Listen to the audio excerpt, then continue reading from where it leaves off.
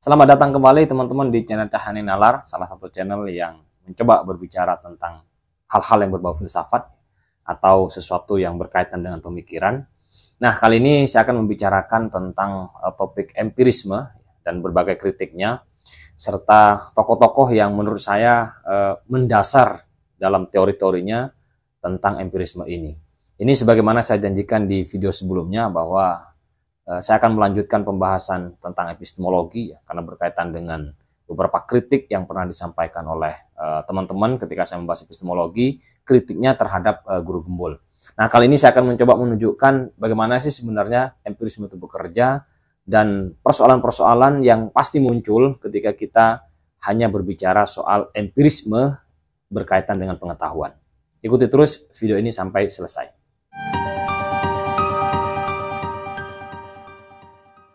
Baik teman-teman, kita mulai ya. Jadi sebelumnya saya pernah bilang itu bahwa konstruksi epistemologi itu adalah alam, ya, kemudian indera, kemudian rasio, ya, rasio sebagai alat atau rasio 1, dan kemudian rasio 2 sebagai sumber pengetahuan. Gitu. Nah, empirisme kan posisinya di sini kira-kira.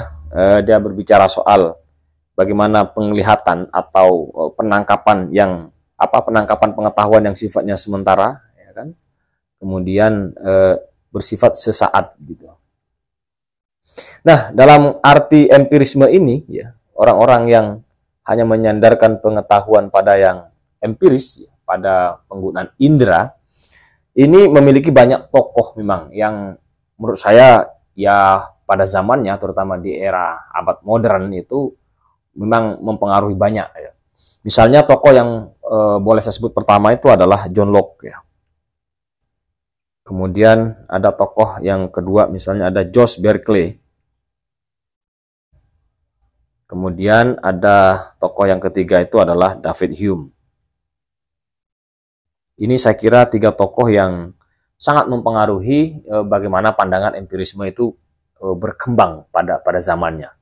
Nah, kita akan coba membicarakan beberapa tokoh ini ya, pandangannya kira-kira teman-teman ya.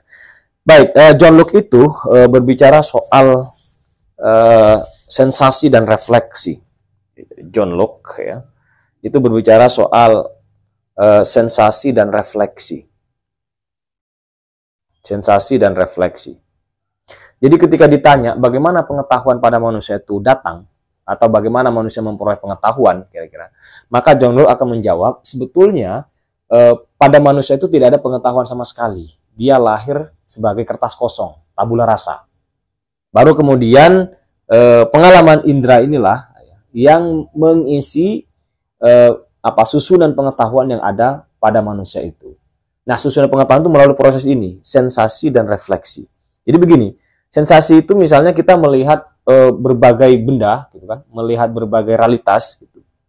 Lalu kemudian realitas itu kita kumpulkan, ya, kita petak-petakan, kita refleksikan, maka terjadilah pengetahuan. Jadi kalau pengetahuan sensasi ini ya, pada level sensasi ini pengetahuan yang sifatnya sesaat, yang saya bilang tadi ya, dan pada waktu itu juga ya, begitu kita menghindar dari suatu penglihatan tertentu, maka pengetahuan kita akan terlepas kira-kira begitu kan. Tetapi bagaimana misalnya manusia kok bisa punya pengetahuan tentang sebab akibat, punya pengetahuan tentang kontradiksi dan seterusnya. Menurut John Locke itu lahir setelah kita mendapat data melalui sensasi ini, lalu kemudian direfleksikan, direnungkan ulang, diolah ulang. Maka lahirlah berbagai pengetahuan yang mungkin di situ tidak lagi berkaitan dengan sensasi, ya, soal ketidakmungkinan kontradiksi, ya, soal keniscayaan sebab pada setiap akibat dan seterusnya. Itu menurut John Locke lahirnya melalui proses pengalaman indrawi juga. Jadi dengan demikian rasio tidak bisa menghasilkan apa-apa. Jadi bedanya dengan rasionalisme, barangkali rasio tidak bisa menghasilkan atau tidak bisa jadi sumber pengetahuan. Rasio hanya sebagai alat. Ini agak aneh karena pada saat kita memikirkan rasio sebetulnya kita mendapatkan pengetahuan dari situ. Artinya ada pengetahuan yang kita dapat tidak melalui proses sensasi yang diperoleh dari alam, tidak dari situ gitu kan. Itu satu. Kemudian yang kedua, ada Berkeley. Nah ya, Berkeley ini keren juga menurut saya, berkelas pernyataannya. Yang paling terkenal itu apa? Being is being perceived. Being is being perceived. Gitu kan. Segala yang ada itu adalah apa yang dipersepsi. Gitu. Jadi ada papan nih ya, tapi nggak ada orang yang mempersepsi papan ini, maka papan ini sama dengan tidak ada. Jadi yang ada itu pastilah dipersepsi. Makanya Guru Gembul bertanya, coba indera saya dengan rasio di sini. Gitu kan. Jadi dia harus dilihat kan, kalau nggak ada yang melihat, Guru Gembul yang duduk di situ, nggak ada orang semua yang melihat di situ, ya berarti dia nggak ada. Gitu kan. Nah, jadi bertumpu pada subjek yang mengindra. Jadi harus ada yang mengindra. Tanpa ada yang mengindra, maka dia bukanlah sebuah pengetahuan. Tapi cacatnya pengetahuan ini adalah bagaimana dengan pengetahuan sejarah. Pengetahuan historis masa lampau, hal-hal yang sifatnya ancestral ya. Misalnya kita tahu bahwa bumi ini menurut sains sih kan, bumi ditemukan sekitar mulai berusia 15 miliar tahun yang lalu gitu kan. Dimana pada waktu tidak ada manusia ya. Kemudian dinosaurus itu pada zaman yang zaman pada waktu itulah jauh sekali lah ya, yang itu tidak ada manusia yang mempersepsi itu. Maka kalau menggunakan pendekatan Berkeley, ya berarti semua itu nggak ada kemudian, ya kan? Sejarah bumi itu jadi nggak ada. Sejarah manusia-manusia zaman kehidupan zaman lampau sebelum ada manusia itu yang mempersepsi, maka itu dianggap tidak ada. Nah, dengan demikian pandangan ini menolak sains juga gitu kan? Karena teman-teman masa lampau dalam konteks sejarah bumi itu juga ditemukan oleh para ilmuwan secara saintifik juga kan. Nah ini anehnya Berkeley gitu kan. Lalu kemudian yang ketiga itu adalah David Hume. Ya, wah ini juga keren juga sih. David Hume. Nah, David Hume ini hampir mirip dengan ini sebenarnya, dengan John Locke ya. Dia juga bicara soal impresi ya. Impresi dan refleksi itu ya. Jadi kita melalui indera dulu gitu kan, dapat data banyak, lalu kemudian kita kumpulin, lalu kemudian melakukan refleksi, maka lahirlah berbagai pengetahuan. Tetapi yang menarik bagi David Hume ini lebih radikal lagi menurut saya daripada si John Locke. Kalau John Locke melalui proses refleksi ini masih meyakini adanya pengetahuan sebab dan akibat ya kan. Jadi sebab akibat itu bisa lahir misalnya di tahapan proses refleksi setelah indera melakukan penangkapan ya, atau proses sensasi gitu. Bagi David Hume enggak gitu kan. Jadi sebetulnya yang kita sebut sebagai pengetahuan sebab akibat, pengetahuan non kontradiksi itu enggak ada sebetulnya pengetahuan itu. Karena itu memang enggak pernah kita jumpai gitu kan. Jadi yang kita sebut sebagai sebab akibat itu hanyalah sebuah proses yang berulang-ulang ya. Misalnya begini, kita biasa meletakkan panci di atas kompor ya kan. Nyalakan airnya. Kemudian nyalakan kompornya ya, gasnya gitu. Lalu kemudian air itu mendidih gitu. Yaitu besoknya kita bikin kayak gitu lagi gitu kan. Mendidih lagi airnya, besoknya bikin kayak gitu lagi, terus berulang menjadi sebuah kebiasaan. Lalu kita menyebut bahwa api adalah gitu sebab bagi mendidihnya air gitu kan. Padahal kata David Hume itu enggak ada penyebaban di situ. Yang ada itulah hanyalah proses tahapan ke tahapan ya kan. Akumulasi dari ide-ide saja.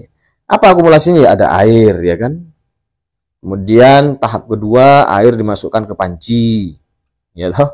Tahap ketiga panci dinaikkan di atas kompor. Ya toh. Tahap keempat kompor nyala. Tahap kelima air mendidih ya. Ini ya tahapan-tahapan aja, kira-kira kata si David, nggak ada proses penyebaban di sini. Nah, dari tahapan pembiasaan inilah karena kita berulang-ulang melihat sesuatu itu, lalu kemudian kita membuat kesimpulan ada sebab akibat gitu kan. Jadi sebab akibat nggak ada sebetulnya. Wah, ini gawat ini sebetulnya ya. Empirisme ini agak gawat. Bagaimana kita bisa bicara sains hari ini tanpa kemudian kita mengamini adanya sebab akibat. Jadi inilah saya kira tiga tokoh empirisme terutama di abad modern ya, yang pandangannya banyak kemudian dipakai, tetapi belakangan juga banyak dikritik juga. Misalnya ada beberapa kritik yang saya temukan itu misalnya begini, apakah empirisme itu menyandarkan atau menetapkan pandangannya secara empiris juga? Kalau ditetapkan secara empiris juga, berarti dia mempercayai adanya kemungkinan. Karena empirisme sebagai suatu pendekatan itu kan tidak langsung ada, tetapi dia sebagai sebuah kemungkinan dulu, baru diuji, ya kan? Berarti sebelum penetapan ada proses pengujian. Pada proses pengujian itu berarti ada kepercayaan, ada asumsi yang mereka pakai bahwa itu mungkin. Nah, kepercayaan kita kepada kemungkinan itu adalah sebuah tahapan yang rasional, itu bukan tahapan atau bukan upaya yang empiris. Satu. Kemudian yang kedua, empirisme ala beberapa pemikir empiris barusan itu kemudian bagaimana bisa bicara soal substansi, misalnya bicara soal esensi dari sesuatu yang itu tidak bisa diindra. Coba kita jelaskan apa nih misalnya esensi dari spidol ini. Maka kalau penglihatan kita hanya melihat ada warna orange, ada warna merah, ada warna putih, ada warna hitam, gitu aja. Tapi tidak bisa menyambung-nyambungkan semua lalu kemudian menjadi satu makna yang utuh dari spidol. Nah, penyambungan itu semua ya, pengutuhan makna atau substansi dari spidol itu adalah proses kerja rasional, bukan proses kerja indrawi. Itu kedua. Kemudian ketiga yang agak lucu itu memang adalah penolakan sebab akibat itu tadi. Ini aneh karena sebetulnya menolak sebab akibat pun itu juga harus percaya pada sebab akibat, gitu kan. Misalnya kita tanya nih pada David, "Hey David Hume, kamu menolak sebab akibat itu karena apa?" Saya menolak sebab akibat karena misalnya sebetulnya yang terjadi di realitas itu tidak ada penyebaban, tetapi proses yang berurut. Nah, itu juga sebab akibat sebetulnya. Itu juga satu tahapan apa? Suatu penjelasan yang mendasarkan kepada adanya sebab. Lalu kemudian dia menolak sesuatu gitu. Jadi agak repot memang. Karena itu dalam pandangan saya tetap kembali kepada bahwa secara epistemologis pengetahuan itu tidak bisa kemudian murni empiris sebagaimana pernah ditekankan oleh Guru Gumbul tentang sains itu. Nggak bisa. Pengetahuan itu ya harus linier dari empiris, kemudian rasionalis, kira-kira baru terjadi struktur atau lahir suatu pengetahuan yang kita miliki hari ini. Gitu kan. Nah, dengan demikian saya perlu disclaimer, perlu tegaskan bahwa saya tidak menolak empiris. Yang saya tolak itu adalah empirisme. Jadi, saya tidak mengkritik empiris, bahwa empiris perlu, iya. Tapi empirisme itu problem ketika kita coba menggunakan sebagai satu perangkat atau suatu aliran pengetahuan yang kita lulukan. Jadi dengan demikian, kita harus kembali kepada cara epistemologi yang benar lah ya kira-kira. Jadi mulai proses penginderaan, ya, ada sumber alam, ada sumber rasio, dan berbagai sumber yang lain.